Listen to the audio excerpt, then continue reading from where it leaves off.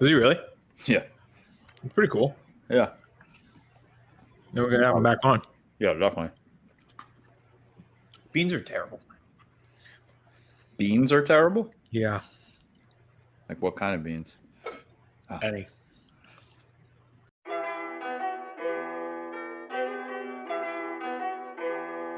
Chris Hansen here, and I'm going to need you all to take a seat right over there and check out Birds versus Boys.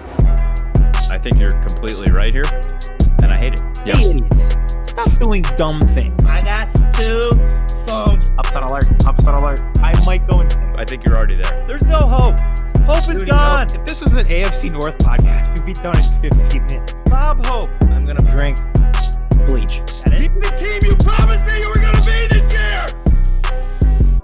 This is the Consciously Hopeful podcast. I'll be watching.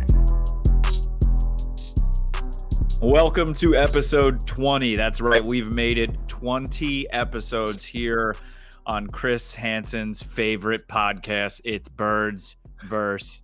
Boys. It is rivalry week. We had RJ Choppy on from 105.3 The Fan in Dallas earlier this week. And today we have a very special interview with the one and only EROCK from Philadelphia. But as always, we're going to go a little bit around the NFL here, give you our power rankings and our locks before we get into previewing the game. So, Aidan, how are you, my friend? I'm having a day. And most times when people say they're having a day, that's a bad thing. But usually in Philadelphia, every day is a bad day. So when you say you have a day, it's actually a good thing. Look at all the positive headlines. Smell the roses. The Eagles, look, we got a short injury report. Jalen Reagor's back. The Sixers have a competent leader now in Daryl Morey. There's a report that JT Realmuto wants to stay in Philadelphia. He doesn't like New York. Everything's coming up Philly for a day. I love it. Going into rivalry week, you can't beat it. Well, that means on Sunday, it's going to be a bad day. Probably. Just got to soak it in while you can. Exactly. Take every little win that you get. All right. You want to get into our power rankings here? Yep. I think it's going to be hilariously quick. Yes. We got a lot to talk to. I was about to say, the name of this show is Birds vs. Boys. We play each other this week. This is what the show is all about. So this Around the NFL is going to last 10 seconds. 10 seconds. All right, here we go. My number one team, Steelers. Me too. Gold standard. I'm glad that I bought Amazon while they were still selling books. Chiefs at 2. Same. Bucks at 3. Same. Ravens at 4. Nope. No respect for the Ravens. I have the Packers. Titans at 5. Still frauds. Absolute frauds. Glad they lost to the Steelers, so we know that they're frauds. Russell Wilson is 5. Okay. Only reason I put them there is because they put up a fight against the Steelers, and I think Russell Wilson's defense is atrocious. All right. As always, we are going to give you picks, and we get very, very deep into why you need to bet these games this weekend. So my first pick, Cowboys at Eagles. Eagles minus whatever it is. Take the Eagles. I hate you. I hate you for doing that. I have Bucks minus 10.5 versus the Giants. Rams minus 3.5 at the Dolphins. Tua Tagovailoa's first start. Aaron Donald might kill him. Oh, God. I have Saints minus 4.5 against the Bears. Those are our power rankings. Those are our picks. Now, let's get into the very special interview with the one and only mighty EROCK. All right, Aidan, super excited for our next guest, even though I'm sure he's going to roast the hell out of me. So actually, I don't know how excited I am about it.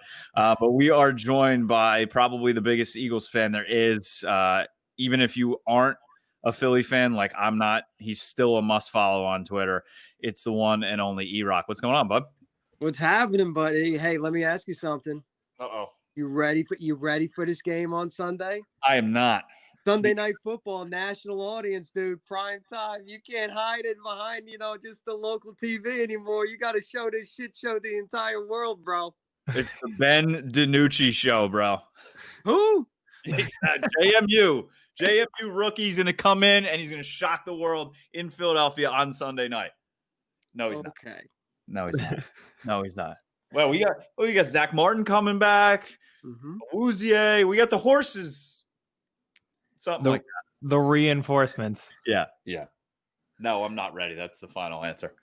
He's been doing this froze up thing a where he little bit, talks bro. it down and he gets super negative, but I realize it's just a reverse jinx, and he'll come in here on Monday if we lose, and he'll be over the moon and be like, "Oh, I told you so."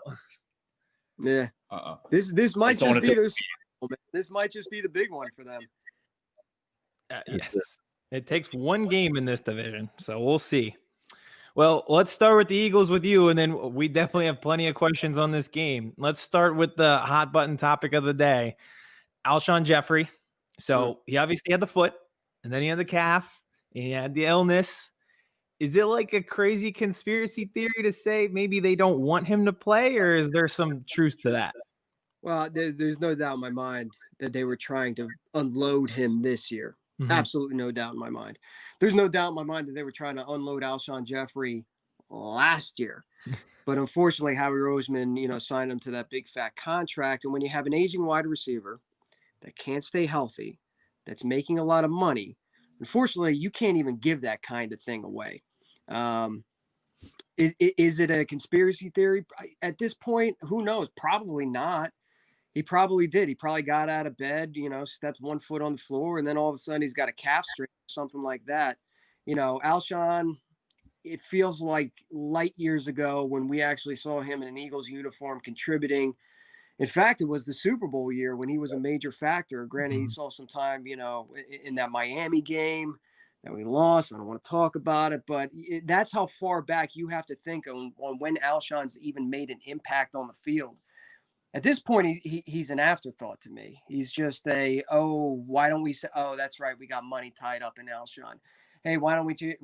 Oh, yeah, that's right, we still got Alshon. So at this point, it's almost like he's more of a burden than anything else. Yeah. Yeah, it feels that way. And you touched on it. It's the trifecta. It's age, it's injury, it's a big contract. It becomes impossible. And like you said, that Super Bowl season, it was in 2017, but the way that this year has gone, 2017 actually feels like 2007. Well, if our Super Bowl feels like 2007, here we go. What does 1995 feel like? Yeah, here it is. That must be like right there. Yeah, no, that tape. Do you still pop that one in every once in a while and shed a tear when you saw, Switzer hoisting up that Lombardi? Do you think about it sometimes? When How old were you? Let me ask you something. How old were you? I'm 33 years old. And how old were you when they won the Super Bowl? So I was 9. You were 9. That's adorable. I remember it. That's the only reason I still own a VHS player, just so I can watch that game. I swear right into the joke. I swear to God that Jerry Jones sold all of our souls just so he could win that Super Bowl with Barry Switzer. And now we just need to own it for the rest of our lives because it ain't happening as long as he's still breathing. Feels that like way. New Al Davis, dude. It's just reliving those glory days, still living in the past. And no matter what sexy pick he makes in the draft or what sexy free agent he picks up or Everson Griffin. Oh yeah, that's right. They just can't rekindle that kind of magic. I don't know if it's the atmosphere down there, if it's just a stroke of that long of bad luck. But man, the Dallas Cowboys just cannot seem to get what they once had going, return to that glory form. Ever since he got rid of Jimmy. Yes, he won that other Super Bowl with Barry, but that was Jimmy's team. They should have won 6. Yeah, I don't know. Thank you. It kind of feels like they missed their window a little bit. Once you have that quarterback on a rookie contract, it's a lot easier to win a Super Bowl because you don't have to pay them, and like they're out of that window. Luckily, we got ours in our window. Speaking of the Super Bowl window, one of the Super Bowl heroes was Jake Elliott, and one of my favorite fan videos of that year, because there was plenty, was when he hit the 61-yard field goal and you just ran straight out of the stadium. That was unreal. But with him, are you starting to worry a little bit? He's missed some kicks, 29-yarder last week. Are we worried about him yet? You should be worried, but there's no doubt in my mind that he can turn it right back around. Mm-hmm. We know he can make the big kicks. We've seen him make the big kicks. I don't think he's hiding an injury or anything like that. Now, normally when kickers go bad, because after a certain amount of time, kickers just all of a sudden fall off. Mm-hmm. This isn't the first time we've seen anything like this in the NFL. But usually when it happens with an aging kicker, right? Yeah. somebody who's been in the league a long time. Jake Elliott's still a young guy. Mhm. So he's got it in him. You almost wonder if he isn't at times, I don't know, kicker Carson Wentz, where, he's not overthinking a kick. He's not in his own head. Because when you make mistakes, all of a sudden, when you go to line up to make the field goal, it can be as routine gets. And he's been doing it for as long as he's been in the NFL and in college, and he's been doing it in training camp. You see the kickers off to the side. They're just doing their things, getting the timing down. He's done it time and time again. But when you're out there lined up for it, I wonder if at times, like, he's just not in his own head, worrying, oh my God, am I going to miss this? And psyching himself out. True. And I think one other thing that I think about him, it almost feels like he can only throw like 100-mile-an-hour fastball. He doesn't have a changeup. And the running joke on Twitter is like, you feel more confident from 50 than you do from 30. Yep. So now, like, when he has to put touch on it, it's not working out. But like with that video that I referenced, when he hits from 61, it's magic. It's the old Brett Maher from last year for the Cowboys. He hit from 68, but he can't make a 32-yarder. Yeah. And the reason it's a running joke on Twitter is because it's been a running issue. I mean, you're absolutely right. You have more confidence him from banging it from downtown, going yard on it, than you do for him hitting, just your basic, layup, like an extra point field goal. Mm-hmm. He's missed some of those easy ones, dating back for the last 3 years. So I have confidence in him. At this point, who you really going to bring in? Does that do you any good? You just got to ride with who you got. True. I think so too. Yeah, like the Cowboys have to ride with who they got. It's great. Listen, all right, listen, you can hear me playing the violin in the background.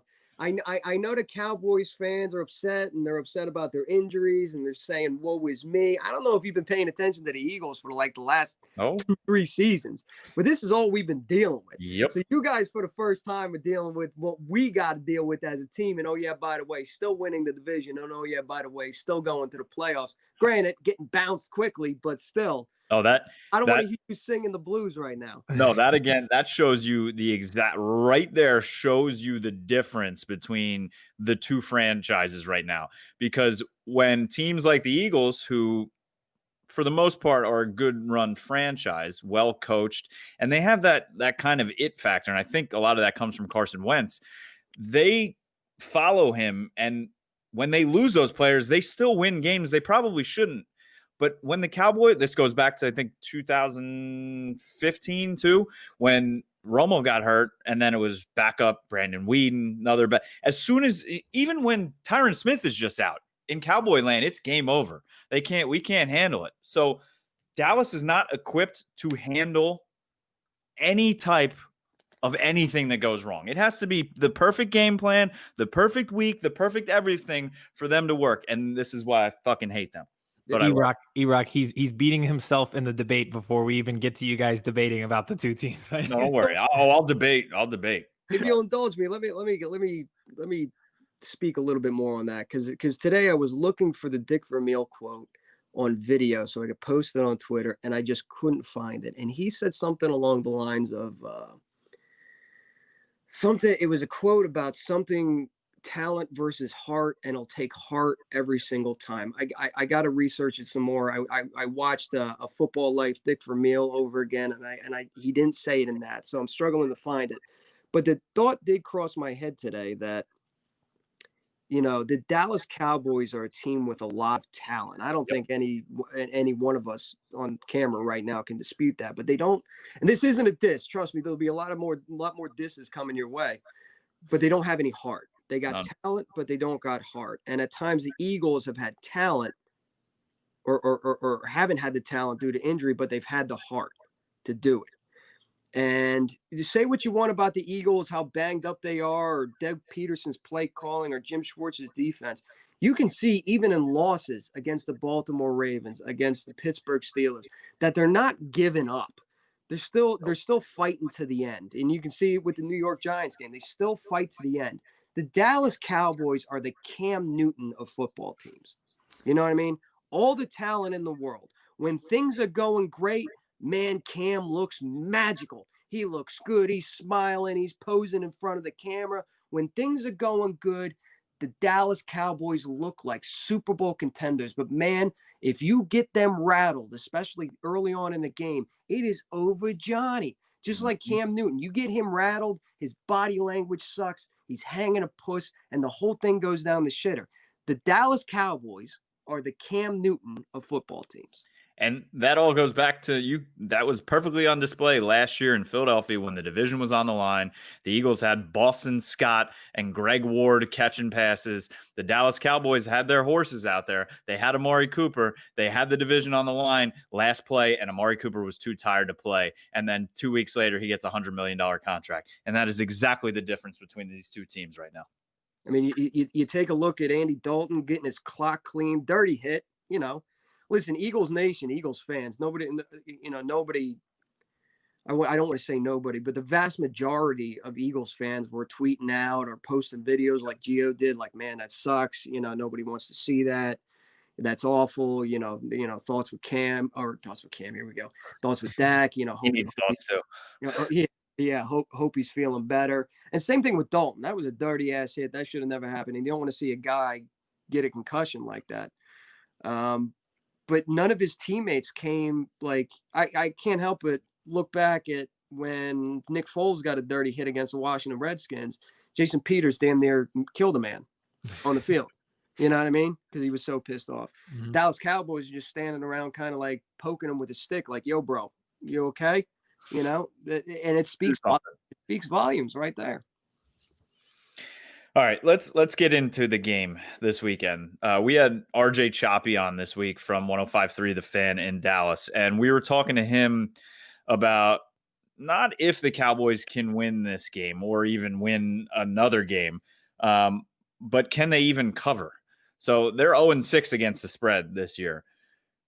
Last I saw this game was 3.5, then it was taken off the board. Last I saw, I think it was 7.5. So do you think the Eagles have the firepower to cover the 7.5 or whatever spread it is handily in this game?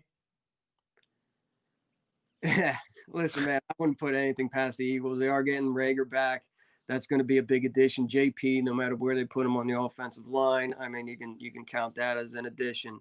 The Dallas Cowboys are really sending a message to the team that they're in sell mode, that they're kind of waving the white flag, and it's week 7.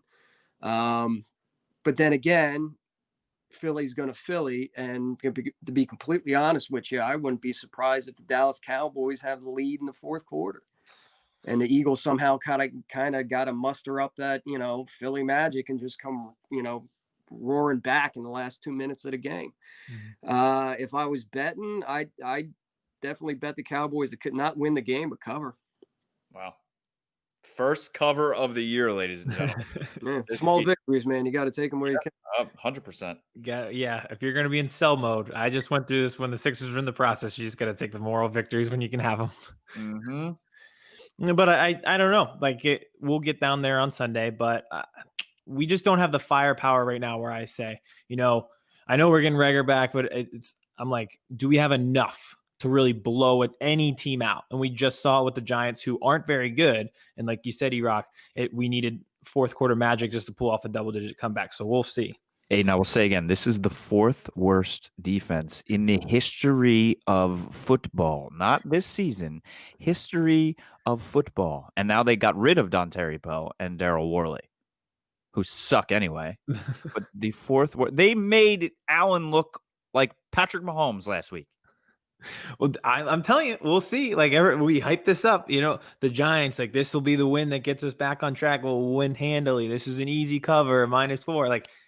Nothing's easy when you have to dink and dunk your way down the field, and you really don't. Wentz can't really trust all of his weapons yet. That's just how it's going to be every single week, and I'm okay with that. We get to win, but I'm not counting on a blowout in any game. Fair enough. Agreed. All right. So I want to talk to you about being at the link these days, because we talked pre-show. I know you're going to be down there this week, and you were there last week for Thursday Night Football. I saw the move that you put on Alex Holly from Fox. Smooth move there. 100% of the shots you don't take, my friend. There you go. I loved it. Yeah, she loved it too, which was the most important part. So what's it like being there these days? It's obviously surreal and a lot different in this kind of after the pandemic. You know what? I've gotten that question a lot. Like, was it weird?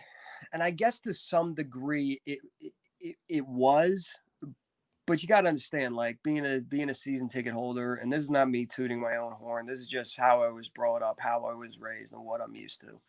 I've missed 5 games at Lincoln Financial Field since that stadium opened.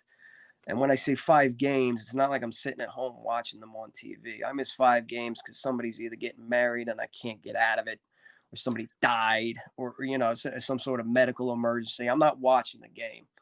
I do DVR the games, and when I get a chance, watch them when I get home. But that's on DVR. That's different. It's been weirder watching the games at home than it was actually being there. I was so overcome by just joy of walking up the steps again to Lincoln Financial Field. You hit our gate, you go up the steps, you see the field. I was just so overcome with joy that the weirdness of it all missed me completely.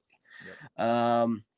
I'll tell you what was weirder. We're used to sitting on the visitors bench, 50-yard line, section 225. We were on the other side of the field.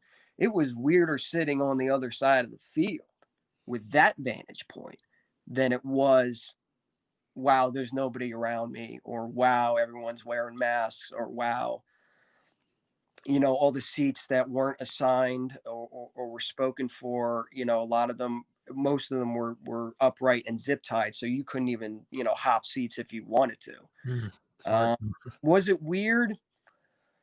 Yeah, there were certain points in the game where I'm like, when the Giants are up, or the Giants were marching, late in the fourth. I think we tried that 4th down conversion. It didn't work. And all you heard was just the piped in light rumbling of the crowd noise.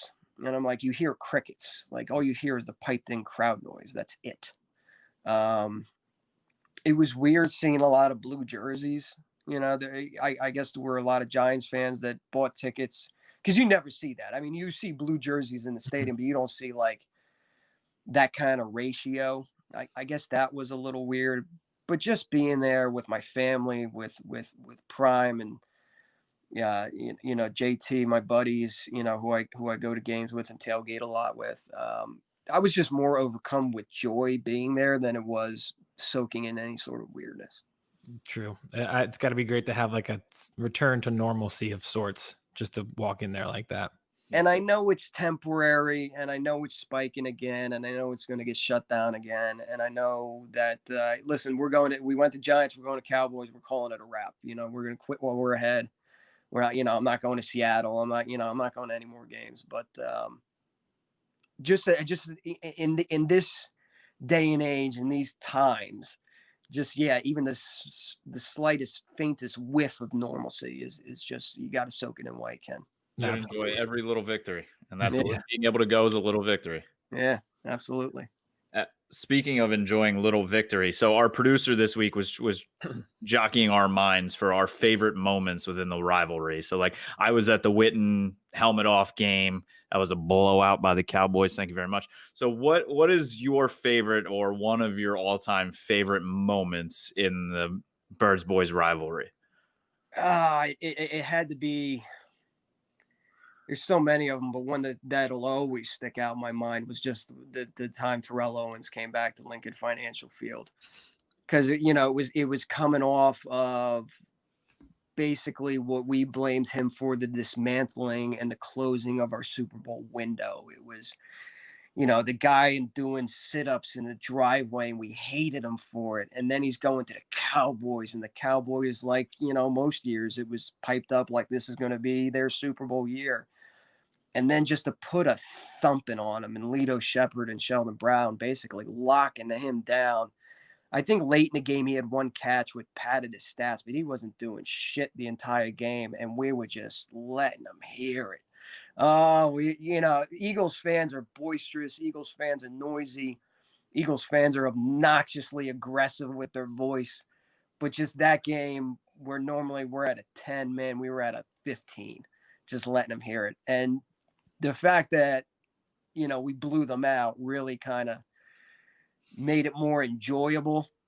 and made us louder. So that one always kind of sticks out in my head. But there's so many. Anytime the Cowboys come to town, I mean, there's so many memories of Even Westbrook falling down at the one. That was brutal. But that was in Dallas, wasn't it? Yeah, that was in Dallas. Yep. That was in Dallas. Yeah, when I think of it, I always think about the times that I was there. In Philly, yep. Out energy, all that negative, like, you imagine 80,000 people just taking all that negative energy, like, like solar beaming it right to one individual, dude. That's something to experience. I remember that whole fourth quarter, really, because like you said, we ended up winning pretty handily, and just the singing and the chanting going his way, and it was just even noticeable on TV to the point that they had to do a whole segment just panning over the crowd of them just singing and chanting against TL. It was incredible. Yeah. And some games, like, look, some games are more entertaining and more fun, and you find more enjoyment out of them when it's close or come from behind victory. And sometimes they're not as enjoyable. Like, I always thought the 2004 NFC Championship game was more enjoyable than actually the 2017 NFC Championship game, because the NFC Championship game against the Vikings, besides the first quarter, that was a blowout. I mean, we know we were going to the Super Bowl by, the start of the third. Yeah. Whereas the Atlanta Falcons one, we were fighting that whole game. We had the lead, but it kind of came down to the wire. So it was a little bit nervous. So a lot of times the blowouts aren't as enjoyable as the close ones. But that Terrell Owens one, that was the best of all the worlds. Yeah. Sometimes it's nice to just sit back and be like, we kicked their ass, Yeah. And let them hear it the whole entire time. Yeah, let's hope for that. I'll take the blowout this week. The way how stressful they've been with close games, I'll take the blowout this week for sure. All right, so I mentioned this to you before we started the show. Usually this is a debate show between me and Kevin. I will let you slide into my place today. I will be the moderator. I will let you guys debate. We had a similar debate question on our previous show. Like he said, we had RJ Choppy, who's big in the Dallas media. So now it's getting flipped this week. We'll use the same question, same format. I'll let you two go at it. So I'll pose a question to you guys. This should be easy for you. More annoying fan base, the Cowboys or the Eagles? You guys decide who goes first. You want to flip a coin? Or you just want to go off? You want to go off, or do you? I'll go. I'll go first, and I'll let you close it out. I'll let EROCK build it up, because I feel like this rant's gonna be pretty incredible. Right. So I'll let you go first, Kevin. All right. I'm not gonna start with what everybody thinks I'm gonna start with. That Eagles fans, all they do is punch each other in the face, and they throw snowballs at Santa Claus, and you can't go to a game at the Link without coming out bloodied, because I go to games almost every season with my Cowboys gear on, with my wife. And I've never had a punch thrown at me. I've never had a snowball thrown at me. You know why? Dallas fans, I'm going to give you this before I crush the Eagles fans. You're in their house, so treat it like you're in their house. Don't go in there with your TO jerseys on, jumping around, F you, F that. Treat it like it's their house. I always say when Eagles fans yell at me when I'm at the Link, I say, I know. Everybody has their flaws. This is just mine. And then they laugh, and then we laugh, and we drink beer, and then ultimately I still hate them. So I am married to an Eagles fan, okay? And she will never let me live any moment down. She may not love football like I do, but it's producer Vince, I want you to, when you cut this up, put these pictures on the screen of every single time the Eagles have beaten the Cowboys and we've been there, the pictures that she takes of me just looking miserable. And she just, like you said, is boisterous. She's never that loud any other time in life except when the fucking Eagles beat the Cowboys, okay? There's about 6 logical Eagle fans in the entire world, and 2 of them are on this podcast right now. You can never just have a normal conversation about football. It's just, like RJ said too, all of Philadelphia sports fans, you're based around a fake character, okay? Rocky wasn't real, okay? He was fake. Yes, he was 53 and 27, I think, and he was a champion, but it's not real.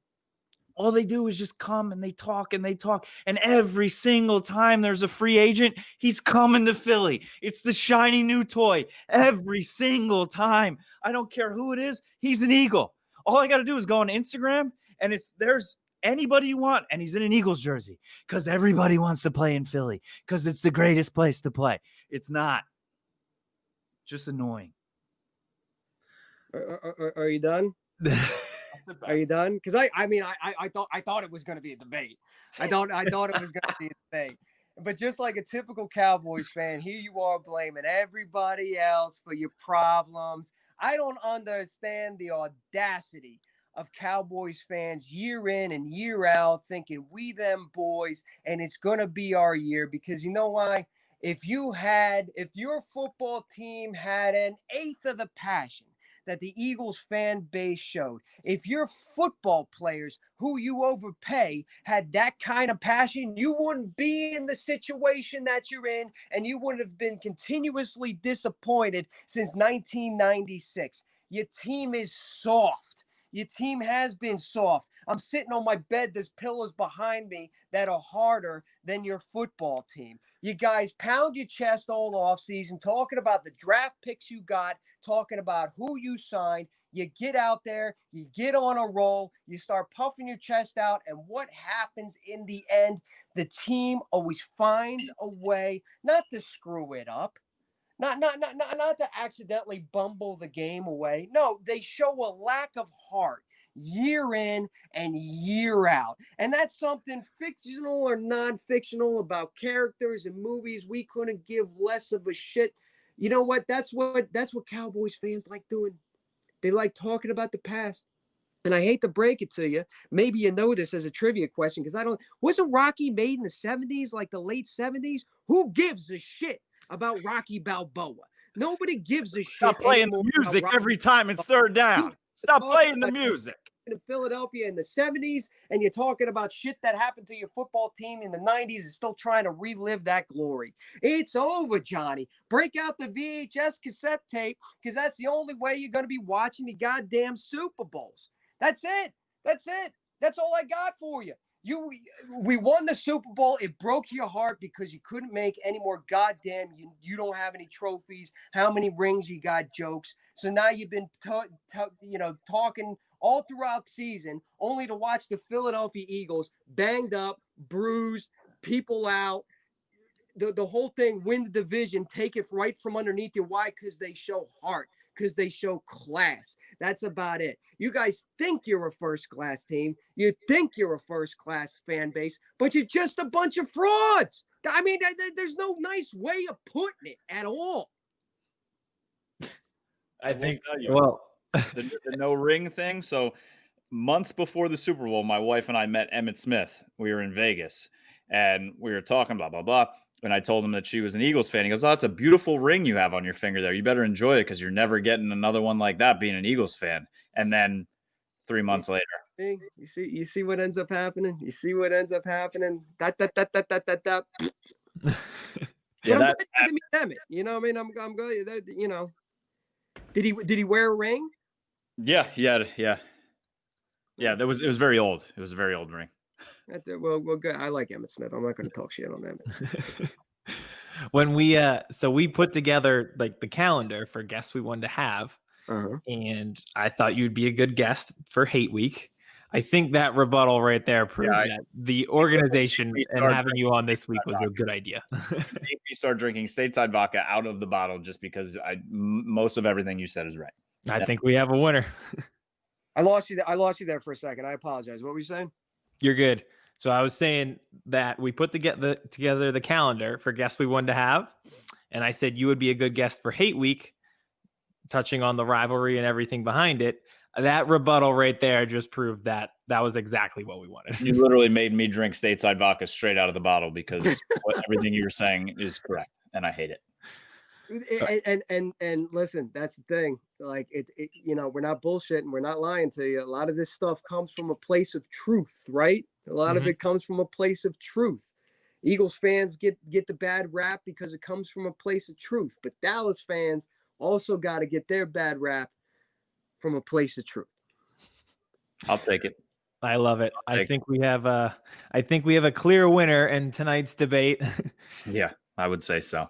And I hope we have a clear winner on Sunday. So, Kevin, unless you have any other questions for EROCK. No, I was just going to thank him for coming on and let the people know where they can find you. Cowboys fans, you got to follow him too. It's a lot of fun. Ugh, I don't want you people following me. At Eric, ERIC _ Emmanuel, EMANUELE. But I do a lot of game day stuff. I do a lot of Philadelphia Eagles social media on Instagram at the Mighty EROCK. And you can find me on YouTube as well, youtube.com/the Mighty EROCK, EROCK. EROCK, worst of luck on Sunday, but enjoy yourself being there, because as much as I want you to be in nothing but pain on Sunday night, I am glad that you are able to go to the game. Well, thank you. I hope they cover the spread for you. I appreciate it. Thanks, EROCK. All right, be good, fellas. Thank you. Thank you to EROCK. Like I said, even if you aren't an Eagles fan, he's a must follow on Twitter and on Instagram. A lot of fun. And he's not only such a passionate fan, Aidan, he knows his stuff. He's an educated fan, unlike most Eagles fans. That's the second time that I've interviewed him for a podcast. And both times, like, you see the memes and you see the tailgates and everything like that, because he is a super fan. And that's why, like we mentioned in the interview, we wanted to have him on this week, but he's also very knowledgeable about the game. So I think we got a solid mix of both. And it was pretty fun to listen to him just roast you about the rivalry. Yeah, literally. I love stateside vodka. We love stateside vodka. Again, it's king or queen vodka. I don't deserve to drink that vodka as I'm getting roasted by EROCK, but I just felt like the thing I needed to do. Had to have a little of something. Well, it doesn't stop yet, because let's talk about the game ourselves. Let's talk about the rivalry. Let's get into all of it. This is Birds vs. Boys, and this is our first game of Birds vs. Boys. And we have a first place team in the game. Hell yeah, we are. Kind of. So, even though they're in first place, can we relax? I don't see this Eagles team blowing anybody out. Like, I'm hopeful that we win. And if imagine losing to Ben DiNucci. Oh my God. It's a Ben DiNucci. Hopefully I'll guess in a couple weeks. Look at the arsenal around Carson Wentz once again. Let's do this, because we keep doing it every week. I don't get what people aren't getting. Who is this team blowing out? And I know you're going to say the Cowboys. I know you're going to do it. And your jinxes are not working. I'm not having it this week. I've had it with you. When has it been a jinx this year? Like, it was when it was the Browns. You're like, no, I think they're going to beat the Browns. No, they got smoked. I called it, right? I think they're going to, they might have a chance to beat. I think Washington, they'll be fine. There might be hope. No, there's no hope. Hope is gone. That's perfect, though. I'll tell you, what's the most famous video and meme in all of Philadelphia, and it literally happened today with the Sixers. Just when I thought I was out, they pull me back in. This would be the ultimate game for the Cowboys to, everybody's out, they're tanking, they're selling. It takes one win in this division to just turn your entire season around. Like, one win can flip you into first place, and you have a commanding lead because it's a division game. And speaking of selling, so the clown car got a little lighter. We have some seats left in the clown car. Yeah. So the Dallas Cowboys have traded Clown Griffin. See ya. He goes to Detroit for a 6th-round pick, but I believe it can turn into a 5th depending on how he plays there. So I unfollowed him on Twitter today. Felt great. Now he's putting out all these videos like, I'm ready to put. The dude talks so much for somebody that did nothing here. But I will be rooting for him. I hope he finishes the season leading the league in sacks so we can get a 5th-round pick. I hope his PFF grade gets higher than a 0. So I feel like if it is, he might not get translated into a 5th-round pick. When he got traded yesterday, I tweeted at Kavanaugh the video from here, and I was like, I still think Kavanaugh or one of us could get home. Not get home and for a sack, but just get past somebody one time. One effective rush. Yeah, but he's gone. And then Dontari Poe. Clown Poe. Early. Clown Worley. Yeah, they announced earlier in the day that they were trying to trade them. If they could not, they were going to release them. Who would trade for either of them? And they didn't. So they're gone. So this really means it's Randy Gregory and Bradley and I time, and I couldn't be more excited about that. Bradley and I, they drafted him this year out of Utah. Hasn't played much this season. One of those guys. Didn't have a great combine numbers wise, but you watch his tape, and like we say with the Ravens, he's a good football player and he can get home and sack the quarterback. So I'm very, very excited. This is the perfect season to see what some guys can do, right? They're obviously not having a great season. So let these guys play. And Randy Gregory was back for his first game after the suspension, after being reinstated last week. He only played 6 snaps. And I think I said this on the last podcast. If you're going to bring the guy back, let him play. So now with those guys leaving, with Griffin gone, it's really going to give Gregory and Bradley and I snaps. I'm so glad that you brought up this point. Let the young guys play, see what you have, let them develop. One of the big stories here in Philadelphia, we are once again paralleling ourselves here, but Jason Peters was back and he was practicing at left tackle instead of Mulata. That caused a freak out. Imagine that. Philadelphia fans freaking out on Twitter. Imagine. Now, here's what actually makes me mad. Here's what deserves a freak out. I'm not mad that he's practicing at left tackle. The reason Jason Peters is back practicing at left tackle and Jordan Mailata is not there where you would like to see him is because Mailata has to be on the other side practicing at right tackle because Lane Johnson can't practice and Jack Driscoll can't practice. And if they can't play, then who plays right tackle? It's been impossible to get a rhythm and let these guys learn and develop because each week someone new is injured and they just play a giant game of musical chairs. It's not developing. It's just survival. Yeah, no. And you can't put Peters at tackle, right? In a perfect world, they would love to have him at guard. Because at guard, they don't have Brandon Brooks. They don't have Isaac Seumalo. But if Mailata has to play on the other side, like who's going to play left tackle? Mm-hmm. You know, like every piece connects. It's a giant puzzle, you know, and it's just not working out right now with these injuries where everything's going to work perfectly for you. So in a perfect world, Jordan Mailata will be back at left tackle. I do not see this team putting Peters there when everyone – and not even everyone, but most people are healthy. And speaking of injuries, Andy Dalton is still in concussion protocol as of right now, which is Wednesday. Didn't sound like he was going to get cleared as of Thursday. I don't see Andy Dalton playing in this game. Yes, this is his first ever concussion, apparently. But I don't see him being cleared for Sunday. So they have Ben DiNucci, Garrett Gilbert, and old-time friend of the family, friend of the program, Cooper Rush is coming back to the Dallas Cowboys. He left the Dallas Cowboys, went up to the Giants, and followed Jason Garrett. They released him, and now he's coming back to Dallas. And what that tells me is I don't know if Andy Dalton's going to be ready by next week. I did see that from our buddy Kavanaugh today. Yep. That's a follow the breadcrumbs move. Mm-hmm. Like, why would you bring in a quarterback if you had 3 healthy? Like if Dalton could play, you would have 3 guys.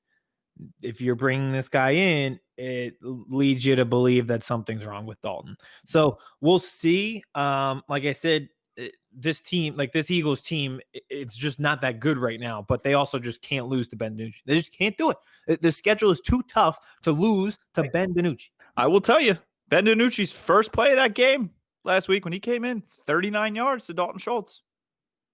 Biggest play of the game. I'm pretty sure that Ben DiNucci was friends with Jimmy Hoffa. There is just no way that this guy is a quarterback and not an Italian mobster who was a part of the Teamsters. I don't know if you saw him play at all, JMU. I did miss a few JMU games. Just a few. Just a few. Everything I saw from him. What did you see? When did you watch James Madison? After they drafted him. Okay. Watching highlights. Got to watch highlights. All time, at JMU, he's 3rd in completions, 4th in passing yards, 4th in touchdowns, 6th in attempts, and 7th in total offense ever. I mean, my man threw for 5,716 yards at Who were JMU. the 6 guys that he lost to in terms of yardage at James Madison? Come on. I don't know. Okay. I'm not, you know what? Here's the thing. I'm not even going to rag on him because I think any quarterback could step in there, and the guys that they are throwing to, if they would just show some fucking heart, which is what we talked about with EROCK, like he'd be fine. Like I'd love for a quarterback to step in and throw to CeeDee Lamb, Amari Cooper, and Michael Gallup. Like it's going to come down to effort and the Eagles practice report. We are just a broken record. We are stuck in time. I hate time because time feels like forever, but goes so fast. And time has gone so fast, but felt so long since 1996. Would you want to hear something funny? I'm 25, so I was 2 months old when they won their last Super Bowl. No. How about I don't know if you have any more points on the game, but we could get into the rivalry. And that's part of the reason why, and Vince wasn't even born. That's part of the reason why I hate the Cowboys so much, is that I've heard how great they were. It's like fairy tales to you. It's fair. Them and John Henry beating the train track thing. Like I've heard that it happened. It was. Did it actually? I don't know. Aidan, I was walking around in my Dallas Cowboys starter jacket. I was literally cutting out newspaper clippings and putting them on my wall. Was cutting out. I still have them somewhere. I'll pull them out for the next podcast. Sports Illustrated covers with Emmitt Smith on and framing them. I went to the Scholastic Book Fair at school and got my Midnight Run Emmitt Smith poster, had it up on my wall. The 90s were a glorious time. So I've heard. I've also heard that Jesus moved that rock, and I've heard the dinosaurs roamed around the earth. That's all it's been. I've heard about it. I have no clue if this shit actually went down. No, it went down. I'll show you on VHS sometime. What's that? Before we get full-time rivalry, let's talk about Sunday night a little bit. Okay. So was saying with EROCK that it opened up at 3.5, but then they took it off the board completely, and now it's sitting at 7.5. Last I looked, Eagles favored at home. Cowboys have not covered a spread in 6 games. We asked RJ Choppy. He thinks they will cover a spread eventually, but doesn't think they'll cover this. EROCK does think the Cowboys may cover this. What say you? I do think they cover it. I'm in line with his thinking. I don't know if it'll take a double-digit comeback in the fourth quarter, but I feel like this will still be a game in the fourth quarter. Like I keep saying, like look around on this offense. Who is the guy, aside from Carson, who is the guy where you're like, they have a distinct advantage that the Cowboys cannot handle? What? Anyone. No. Have you watched the Cowboys defense, dude? Have you watched the Eagles offense? Yes, it's better than the Cowboys defense. This is hilarious. This is the most stoppable, force me to movable object of all time. When you started the show, when we had the idea to start the show, did you think by the time we were doing rivalry week, we'd be like, no, my team sucks more. No, my team sucks more. No, I know your team sucks, but what does mine suck? Yeah. No, I not how I pictured things going, but here we are. I mean, I don't know. I'll tell you where they have a distinct advantage is your defensive line against this mashed up Dallas Cowboys offense and Ben DiNucci. Yes, I do agree with that. And what I would like to see, now last time I said this, it did not work. It actually went completely off the rails in a hurry. Last time I said this was against the Ravens. We went down 7-0. I would like to be up 7-0.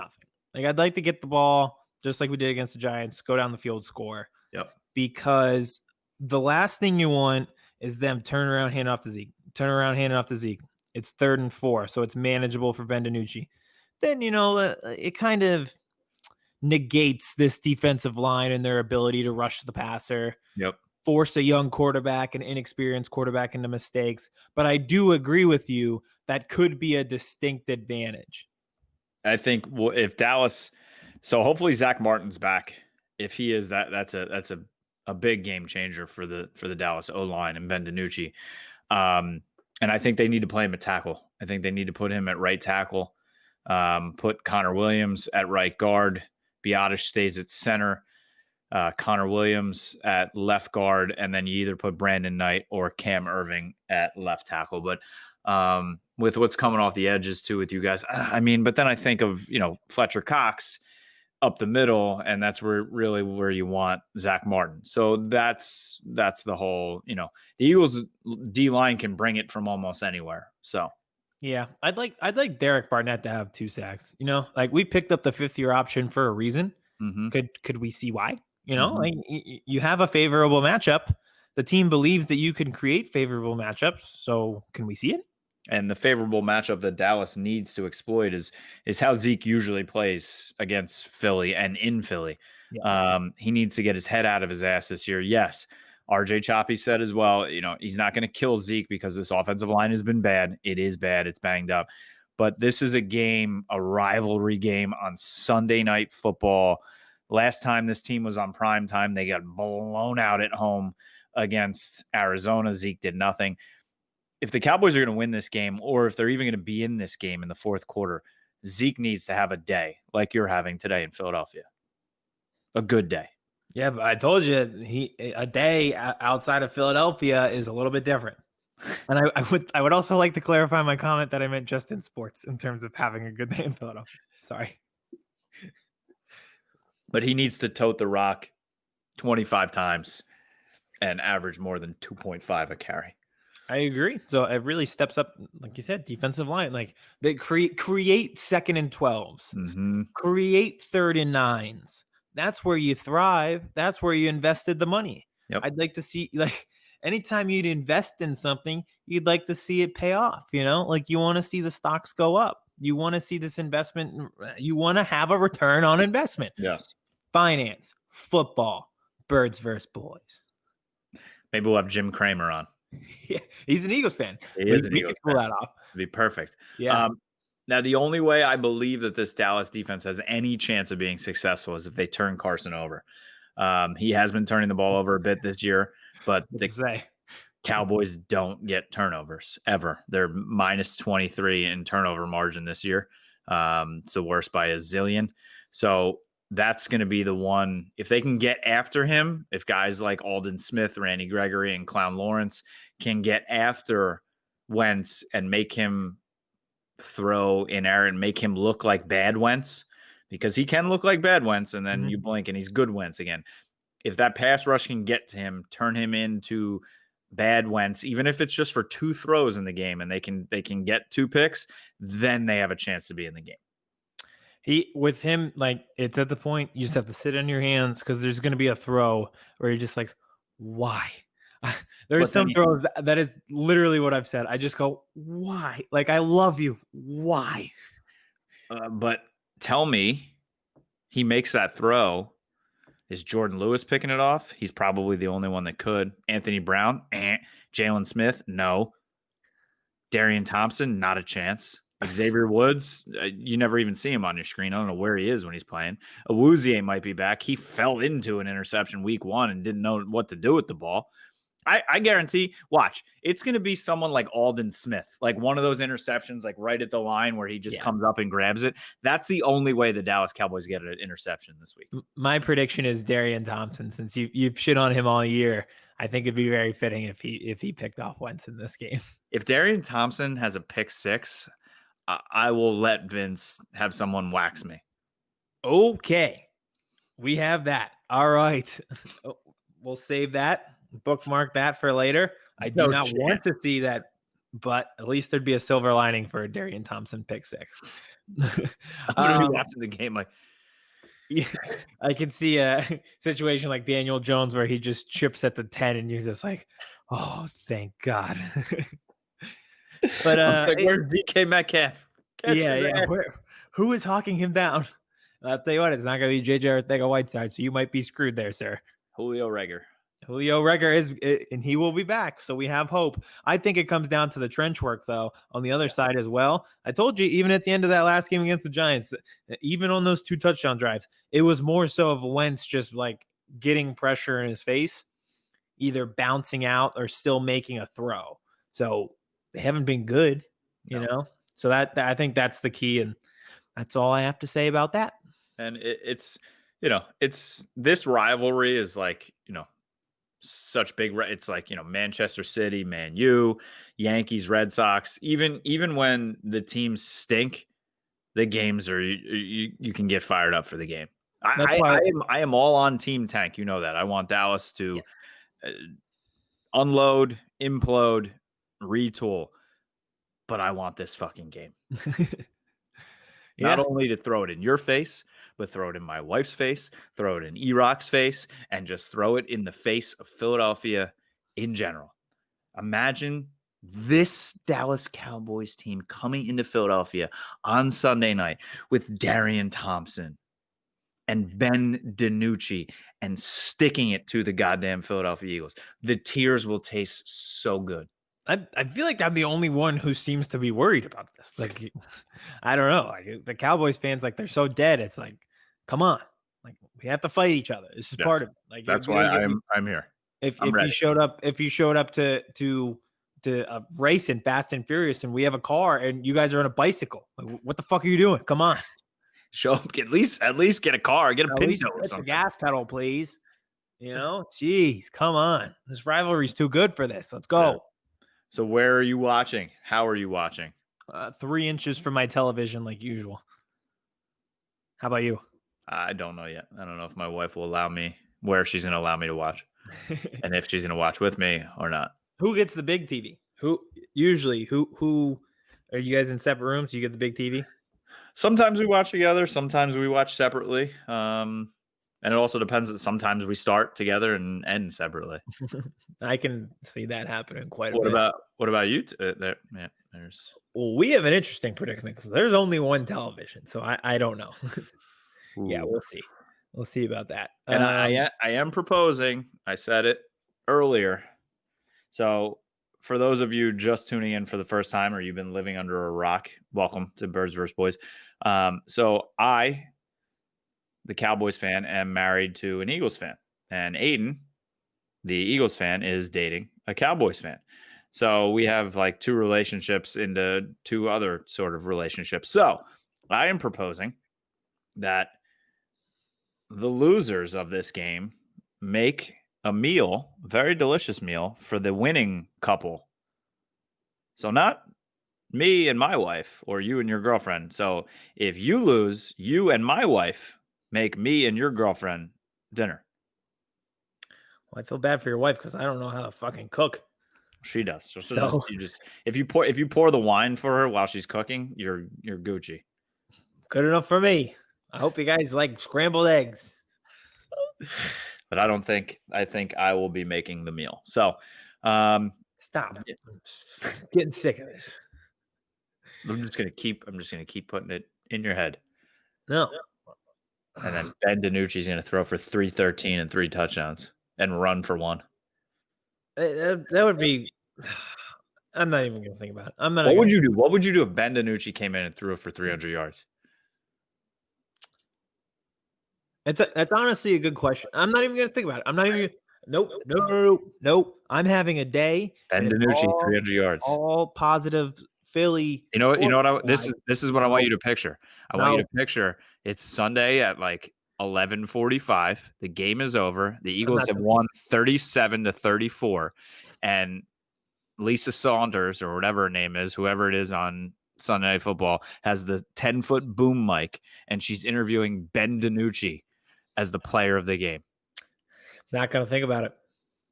This is not gonna happen. Can't wait. You cannot ruin my day. You can't do it. You want to? I won't even let you. So let's get into the rivalry itself. I feel like it's our first time doing Birds vs. Boys for a game, like we said. So let's talk about the essence of the rivalry itself. Do you have a favorite moment? We asked this to EROCK. Do you have a favorite moment of the rivalry? Yeah. So I was at, I think it was a Sunday night game in Philadelphia.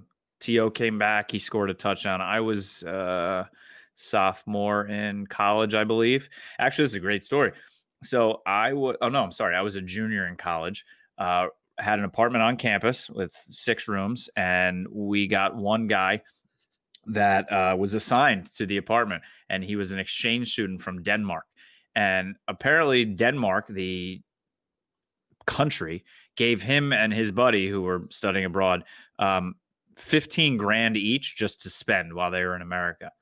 So they would, like, one weekend they flew to Miami, like, and then so they're like, we go to football game, and I was like, okay, what do you like? We go and we're going to go to the Eagles and Cowboys, yes? And I was like, yeah. They're like, we pay, you drive. I'm like, you buy, I fly. Let's go. They bought the tickets, and we went down for the Sunday night game, and that was the Jason Witten helmet off, like, 60-yard run. And I can watch that play over and over and over again. It makes it even better that I was there.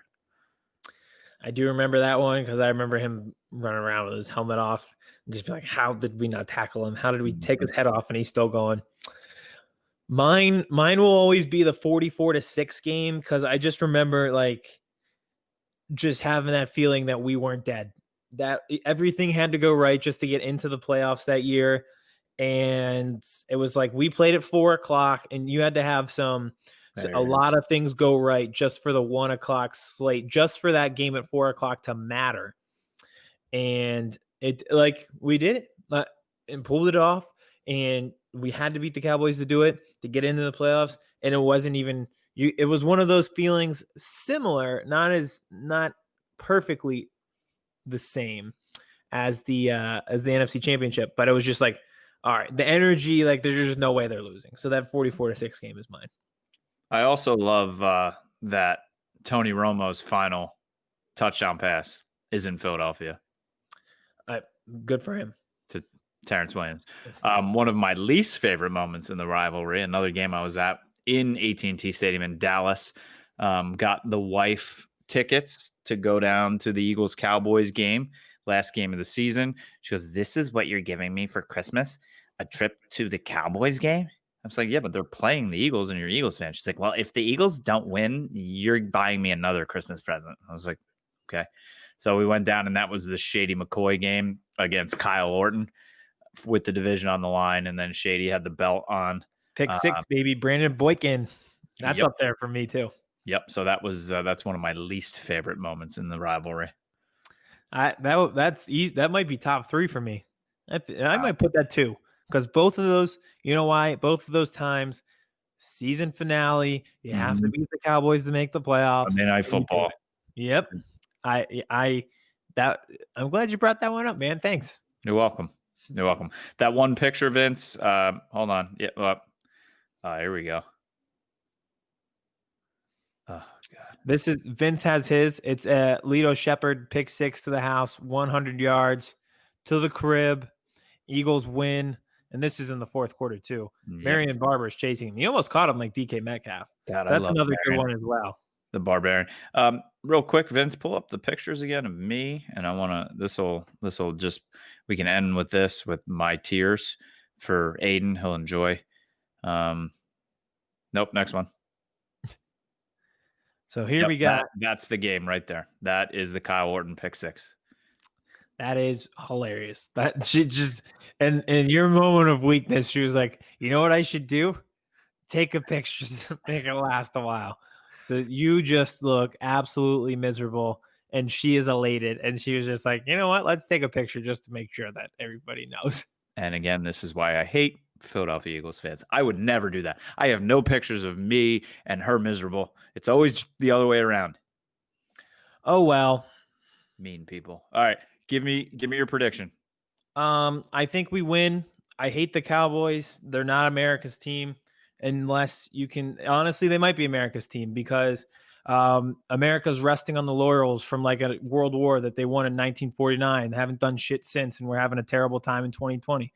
So maybe they're a lot like the Cowboys. Maybe they are America's team. I'd love to bulldoze you. You, Kevin, are a nice person. Most Cowboys fans, like, I don't know, get on an American Airlines flight and hit Texas for the first time in your life. See what it's like, because you've never been there. Just because they were on TV. You get on a flight with a 1970s. bunch of Eagles fans and they're fucking singing the song the whole time.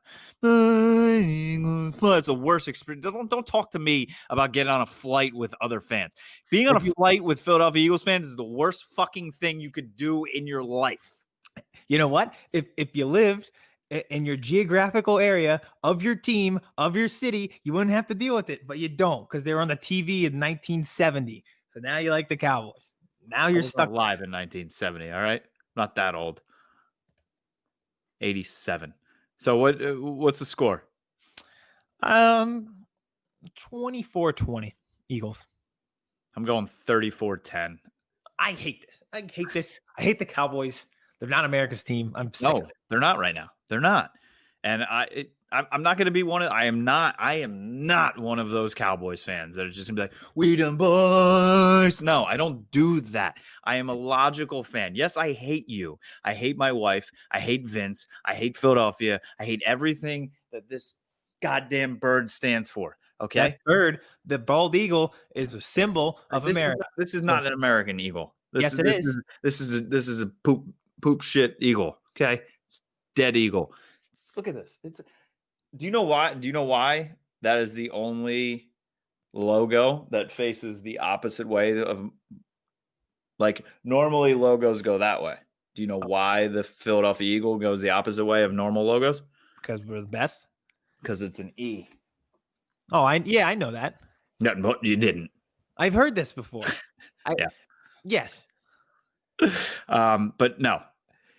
34-10, I think somehow they get a lucky touchdown, but it's not even as close to that, I don't think. Shut up. Ugh, I'm sick of this. But Ben DiNucci's throwing for 300. Let's go. America's team. What's more American than the city where America was founded? Bald eagle is the symbol for America. I can't think of. Ben Franklin is from Philadelphia. Ben DiNucci is from New York City Mafia, and he ran around with Joey Gallo and freaking what's the guy from Scranton?